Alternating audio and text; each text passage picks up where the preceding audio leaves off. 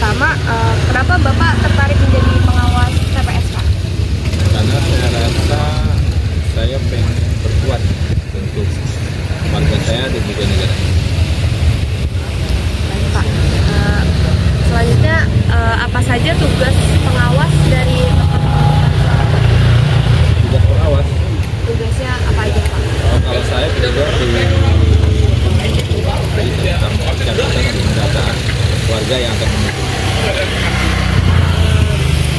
Selanjutnya, bagaimana tahapan proses pemungutan suara dari awal sampai akhir, Pak? Alurnya gimana?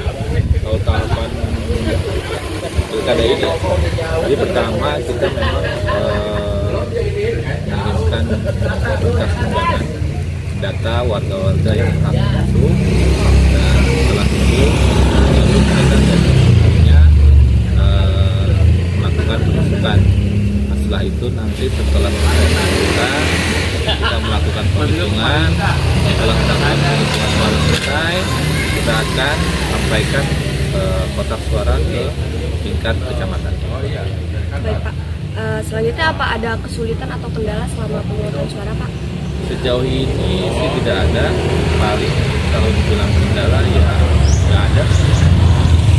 Pak, buat yang terakhir, apa yang Bapak ketahui tentang larangan sebagai petugas pemungutan suara, Pak? Larangan petugas pemungutan suara. Yang pertama,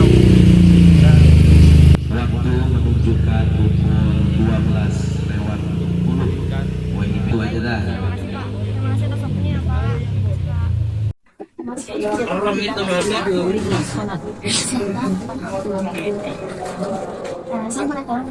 Oh, nama saya Mas Sadat Unika.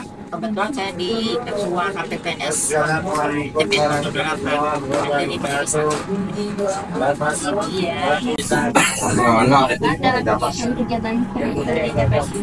Alhamdulillah secara masih kita tidak ada kesulitan sama sekali, dan banyak karyawan di bawah kecurangannya tidak ada. Lancar.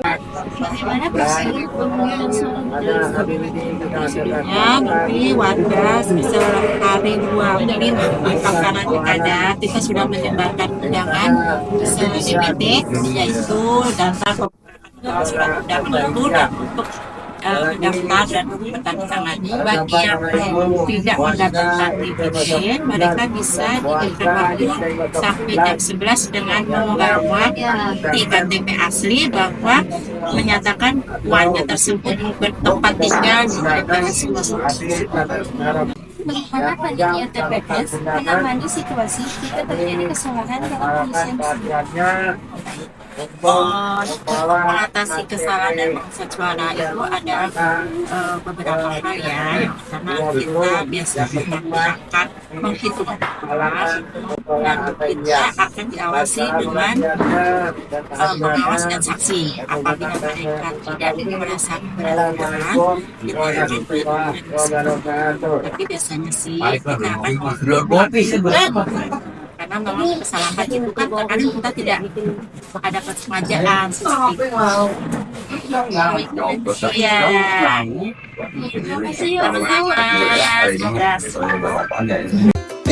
Merdeka tanahku negeriku. She's upset, she's going off about something that you said, but she doesn't get your humor like I do. I'm in my room, it's a typical Tuesday night. I'm listening to the kind of music she doesn't like, and she'll never know. Nomor 3. Assalamualaikum warahmatullahi wabarakatuh. Perkenalkan, saya Novis Mawati dan sekarang saya berada di TPS 64 dengan kakak siapa? Vera. Kakak di sini tugasnya sebagai apa? Di sini tugasku sebagai si rekap kedua, yaitu membackup masalah penghitungan suara dan memasukkan data tersebut ke dalam aplikasi si rekap. Gitu. Kalau boleh tahu nih, warga-warga di sini mulai pencoblosan itu dari jam berapa sampai jam berapa? Di sini mulai pencoblosan dari jam 7 pagi sampai jam 12. Kemudian dari jam 12 sampai jam 1 siang itu untuk yang disabilitas gitu. Kalau boleh tahu kendala kakak apa nih dalam menjalankan ini semua? Kendalanya sih so far so good sampai saat ini, alhamdulillah nggak ada kendala apa-apa karena kami sebagai petugas KPPS dari jauh-jauh hari sudah dilantik, sudah diberi edukasi, terus apalagi untuk sirekap ya ada bimbingan tekniknya juga. Jadi ketika di lapangan seperti ini ya alhamdulillah bisa. Cuman mungkin kayak ada 1, 2 atau 3 yang miss, yang terlewat, yang mungkin perlu kita koreksi lagi. Ya kita buka lagi buku panduan kita sebagai KPPS. Oke, ya terima kasih. Assalamualaikum warahmatullahi wabarakatuh. Halo semuanya, kenalkan nama saya Felis Pira Haito. Saya dari kelas tugas KL. Di sini saya akan mewawancarai ketua TPS Gunung 9 Tanah Abang, Jakarta Pusat. Nama saya Rayhan Hakiki, Ketua KPPS TPS 9. Saya izin wawancara sebentar ya Pak. Boleh. Kenapa sih Pak Bapak tertarik untuk menjadi ketua TPS? Sebenarnya sih nggak terlalu tertarik juga karena emang sudah dipilih dari RW-nya dan pengurus wilayah RW dari RT. RT itu dibagi jadi 3 orang terpilih. Jadi saya terpilih. Ya. Apa yang Bapak lakukan ketika menemukan pelanggaran selama undang-undang? Pelanggaran seperti apa? Mungkin dapat teguran, mungkin ada sanksi kalau misalkan dari undang-undangnya ada boleh kena sanksi. Tantangan terbesarnya kalau pemilih yang tidak berdomisili ini, tapi dia ingin pemilu di sini, itu tantangan besar karena harus dia tidak punya surat pinjam. Apa motivasi utama Bapak dalam menjalankan Intinya sih ya warga nggak ada motivasi apa-apa sih sebenarnya. Kita emang ikut alurnya aja deh. Makasih ya Pak. Sekian dari saya. Wassalamualaikum warahmatullahi wabarakatuh.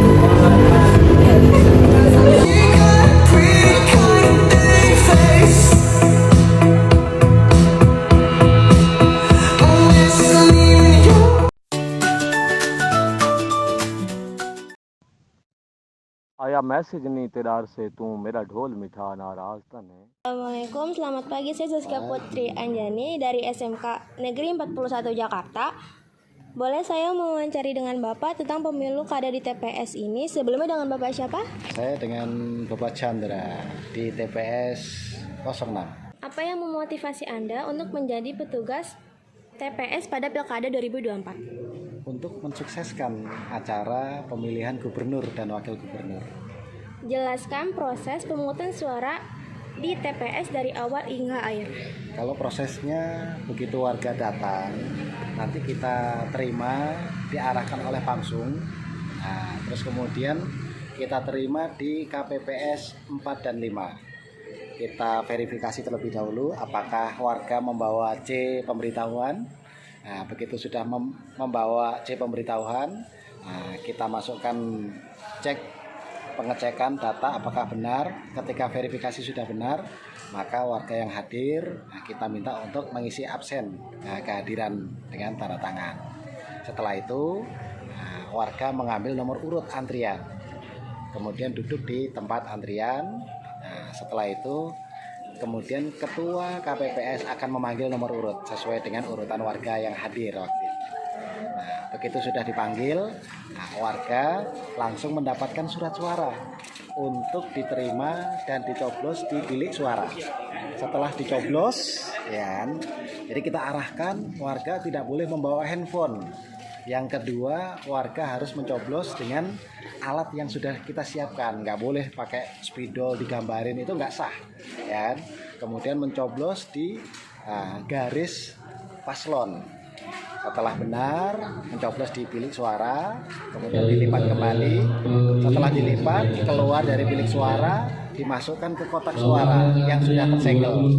Nah, setelah itu warga langsung bergeser ke pengecekan tanda bahwasannya warga ini sudah memilih dengan ditandai mencelupkan jarinya ke tinta. Setelah itu keluar di pintu keluar. Nah, pintu keluar kita siapkan kopi. Kalau mau kopi silakan kopi dulu. Nah, Baik, terima kasih. sama-sama. Sekian dari saya. Wassalamualaikum warahmatullahi wabarakatuh. Thanks for watching. Please subscribe.